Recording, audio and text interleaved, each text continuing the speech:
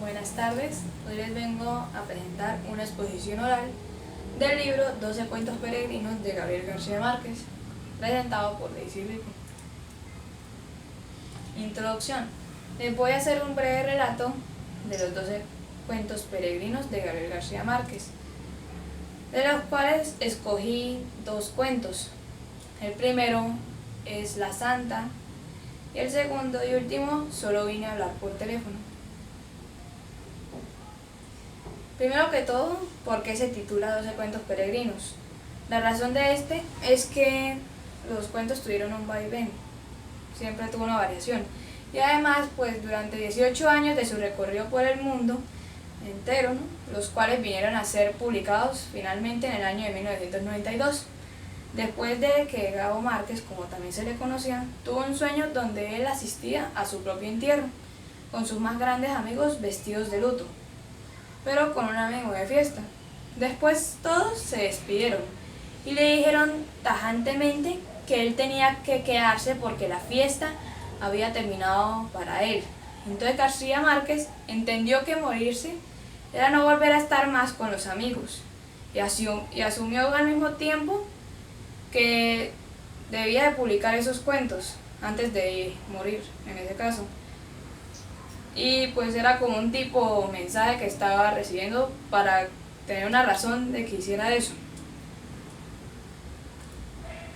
Ahora les voy a hablar un poco sobre la biografía de este famoso autor. Primero que todo, su nombre completo era Gabriel José de la Concordia García Márquez. Nació en Aracataca el 6 de marzo de 1927 y falleció el 17 de abril de 2014. Él fue un escritor, novelista, cuentista y periodista colombiano. Su estilo literario era el realismo mágico. Y también fue reconocido porque fue el más grande y célebre escritor colombiano y uno de los más grandes de la literatura en el mundo entero. Ahora les vengo a hablar sobre los reconocimientos de este famoso señor que era un escritor colombiano. Primero de ellos fue el Premio Nobel de Literatura, que lo ganó en 1982. El segundo fue el Premio Rómulo Gallegos, que lo ganó en 1972. El Premio Ariel al Mejor Guión Cinemático, 1980 y 1975. Prix du meilleur livre étranger, Nobel, en 1979. El Premio Internacional Neustadt de Literatura, 1972. Commonwealth Award of Distinguished, 1980. Y el último, Premio Ariel al Mejor Argumento Oficial, que fue en 1975. Ahora les vengo a hablar un poco también sobre el contenido de esta famosa obra que tenemos acá. La primera de todas empieza por Buen viaje, señor presidente, La Santa, El avión de la Bella Durmiente, Me alquilo para soñar, Solo vine a hablar por teléfono, Espantos de agosto, María dos placeres, 17 ingleses envenenados, Tramontana, El verano feliz de la señora Forbes, La luz es como el agua y por último tenemos El rastro de tu sangre en la nieve. Y ahora sí les vengo a presentar un resumen de este cuento primero que escogí, que se llama La Santa. Es el segundo relato del compendio de 12 cuentos peregrinos, los cuales lo escribió Gabriel García Márquez a lo largo de 18 años que lo conforman a este libro famoso. Este empieza que sucedió en una aldea del Tolima, en los Andes colombianos, lugar donde residía Margarito Duarte, el verdadero protagonista de esta historia, quien sufrió la muerte de su esposa en el momento del parto de su hija, la cual también falleció 7 años después, padeciendo una fiebre intensa, la cual la llevó a la muerte. Por lo tanto, fue enterrada junto a su madre, en el cementerio del pueblo. 11 años después de sucedida la muerte de su hija, el cementerio tenía que ser trasladado a otro lugar, pues en este sitio se iba a construir una represa, como tal se había mencionado. Cuando se llevó a cabo el desenterramiento de los cuerpos, Margarito Duarte vio con sorpresa que el cuerpo de su esposa estaba completamente hecho polvo, mientras que el de su hija, que tenía ya 11 años de haber sido enterrada, pues debería estar en las mismas condiciones que en el de su madre, casi completamente deshecho, pero lo que pasaba era que estaba completamente intacto, como si estuviera vivo, pues su piel era tibia y tersa. Entonces el cura del pueblo, al ver este hecho tan fuera de lo común, sugirió que la niña debía ser santa y que por lo tanto tenía que enviar la solicitud o la información al Vaticano, el cual estaba en Roma. Entonces, con ayuda del pueblo y de este señor, el de la iglesia, la ayudaron con este viaje. Después de eso se fue a Roma. Y al ir a Roma va al Vaticano a dar esta supuesta información, esta solicitud. El Vaticano termina rechazándola por completo, porque antes ya se le había presentado un caso parecido a este.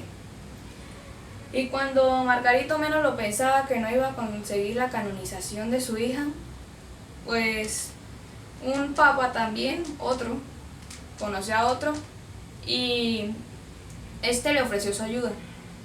El problema fue que este terminó muriendo.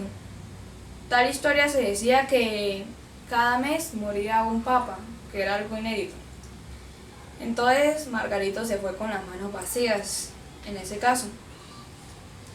Y pues al no conseguir nada, se devuelve a su pueblo natal. Y por haber hecho este acontecimiento, haber hecho todo este peregrinaje, que en realidad fueron 22 años de su vida, los cuales pasó haciendo esto, lo coronaron como santo, en deber de haber colocado a la hija como santa, él se ganó este título. Y así es como termina el relato de esta novela, este cuento. Y los personajes del cuento La Santa son, en primer lugar, Rafael Rivero Silva, que era una persona que es considerada buena, amable, y está siempre atenta y preocupado por sus amistades. Era amigo de Margarito, se conocieron principalmente en Roma cuando él viajó. Margarito Duarte, que es lógicamente el personaje principal, que es una persona cerrada que es triste, de origen colombiano, y es el personaje principal de la obra. Gabriel García es quien narra la historia y pues también es amigo de Rafael y Margarito. María Bella, que era la dueña de la residencia donde se hospedaba Margarito mientras vivió en Roma. Tía Antonella era la que trabajaba en la pensión y era familia de María Bella. César Sabatini fue la persona que no ayudó a Margarito a cumplir su objetivo y pues también tenía un temperamento de una persona fría y mala. Y los valores más resaltados en este relato, primero que todo, son el amor. Siempre trató de conseguir la canonización de ella a costa de lo que fuera. Y la perseverancia se notaba más que todo cuando él tenía como la esperanza de que iban a canonizar a su hija, pero pasó todo lo contrario, algo que no esperaba, que nunca la recibieran. Y aún así, después de todo esto, él siguió buscando, sin decepcionarse ni nada de eso. Y ahora vamos a hablar del tiempo de este relato, el cual esta historia sucede aproximadamente entre 1940 y en el año de 1960, durante el papel del Papa Pío XVII. Pero el cuento fue escrito realmente en el año de 1981. El espacio en el que se da este relato o cuento se desarrolla en Tolima, Colombia, como lo podemos ver los mapas de donde queda Tolima en Colombia. Las conclusiones que podemos sacar de este cuento es que claramente se ve que la historia es completamente ficticia o fantasiosa también. Y como segunda conclusión, se identifica una sociedad con gran apetito de reconocimiento público para su fe. Y ahora les vengo a hablar del segundo relato, segundo cuento, llamado ¿Por qué solo vine a hablar por teléfono?, Se preguntarán por qué el título tiene este, ¿no? Bueno, se llama así porque ella en realidad solamente quería hablar por teléfono, pero al ocurrir un accidente, ella la auxilia un bus, pero todos siempre la malentendieron, siempre pensaron que ella estuvo loca y nadie quiso comprenderla como tal, así que todo fue un malentendido desde la primera vez. Nunca se tomó en serio eso. Solo vine a hablar por teléfono. Este es el quinto relato del compendio del libro 12 cuentos peregrinos del escritor Gabriel García Márquez, lo que conforma el libro llamado 12 cuentos peregrinos. La historia comienza en una tarde lluviosa, cuando ella iba viajando a Barcelona para encontrarse con sus parientes, y después de encontrarse con su esposo Saturno, que era un mago. Cuando ella iba viajando en el transcurso de tuvo un percance que se le dañó el carro en el desierto de Monegros, localizado en España. Inconveniente por el cual ella estuvo por horas tratando de que la ayudaran, que pararan a salvarlo o algo así, pero nunca pasó eso. Así que de la nada apareció un bus, el cual pues la terminó llevando a un sitio que ella tampoco esperaba ir, ¿no? Pero el fin es que ella cuando entró a este bus, ella le aclaró al señor del bus que ella solo necesitaba un teléfono. Él le dijo que sí, que la iba a acercar a un lugar donde hubiera un teléfono. Ella subió sin darse cuenta a dónde podría llevarla este bus. La primera cosa que se dio cuenta fue que la mayoría de las mujeres que iban en ese bus, todas iban como arropadas en ese sentido, y casi todas iban dormidas. Una de ellas también le ofreció como también un abrigo de esos, entonces ella decidió ponérselo, y durante este viaje ella se quedó dormida. Al llegar, pues lógicamente que ella estaba súper desconcertada de dónde estaba. Ella se bajó del bus, y la primera persona que la recibió en aquel lugar espantoso fue Herculina, una guardiana muy fuerte de aquel recinto. Y también la recibió el director del hospital, o de allá del curadero de enfermos mentales. Entonces ella también solicitó que necesitaba un teléfono, pero la petición de este señor, el director del sanatorio, fue que se fuera a instalar en una de las habitaciones y que al día siguiente se le iba a dar un teléfono.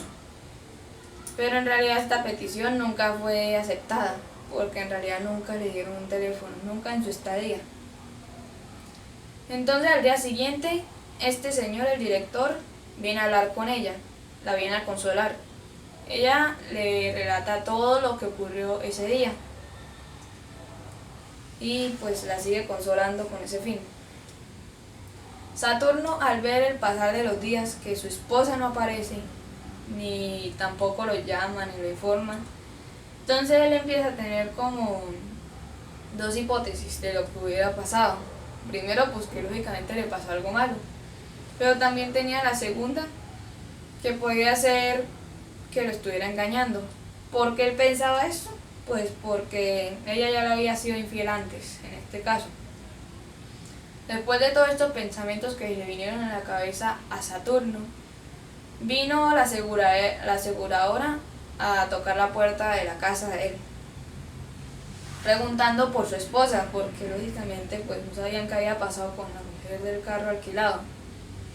Y pues lógicamente que él tampoco sabía, así que no supo dar respuesta de aquello. Ella, María, encontró un teléfono de la nada, por decirlo así, porque nadie nunca se lo proporcionó. Ella lo llamó y lo único que él hizo al contestar fue recibirla con puros regaños e insultos de paso, terminando tirándole el teléfono. Entonces María llamó, o sea, contactó a una ¿cómo se le dice? A una guardiana de aquel lugar y le dijo que lo contactara con él. Y al recibir una carta de ella y todo eso, poderse contactar con él, pues él se dio cuenta de que ella estaba en aquel lugar encerrada. Entonces él procedió a ir a aquel lugar para hacerle la respectiva visita, pero antes de esto, el director del sanatorio le advirtió que ella estaba loca, ¿no? Lógicamente, que tenía que tener sus respectivas precauciones, que debía seguirle la cuerda porque a cada rato estaba pidiendo un teléfono, a cada instante. Al fin lo dejaron entrar a hacer la visita. Él habló con ella y pues ella le contó todo lo sucedido en aquel día, pero él lógicamente que no le creyó, le resultó creyendo más al director que lógicamente a ella, que era su esposa. Así que ella quedó desilusionada después de esto. Ella después no quiso volverlo a ver, por lo que él, cuando quería comunicarse con ella mediante cartas o visitas, pues nunca lo quiso recibir de ninguna manera. Sus cartas siempre fueron rechazadas. Nunca las leyó ni les dio un mínimo vistazo, razón por la cual él se fue y la olvidó y se casó con otra mujer y se fue a escapar. Así que de esta manera termina este relato de este cuento. Los personajes de este cuento son Saturno, que era el mago y el esposo de María. María, que era la personaje principal de este relato, el director del sanatorio, y Herculina, que era una guardiana. Muy fuerte, lógicamente. El tiempo en que se desarrolla esta obra es en una tarde lluviosa, como ya lo había mencionado antes. Espacio, pues también se desarrolla en el desierto de Monegrus, que está al principio del cuento, ubicado en España. Y la idea central de este relato es que María de la Luz nunca fue escuchada detenidamente por Saturno y las personas del hospital. Siempre hubo un malentendido por la falta de escucha que tenía la gente de ese entonces. Las conclusiones de el mensaje del cuento se define básicamente por la incomprensión y la falta de comunicación entre las personas. Nuestra segunda hipótesis o conclusión es que la carencia de confianza puede desencadenar en las personas desgracia e injusticia por parte de todos estos. Y también se nota un abuso de autoridad, ya que la trataron de loca, la maltrataron en aquel lugar sin realmente estar en ese sentido. Y ahora pues acá se ven las referencias bibliográficas de todo lo que investigué sobre esta presentación. Y bueno, muchas gracias a todos.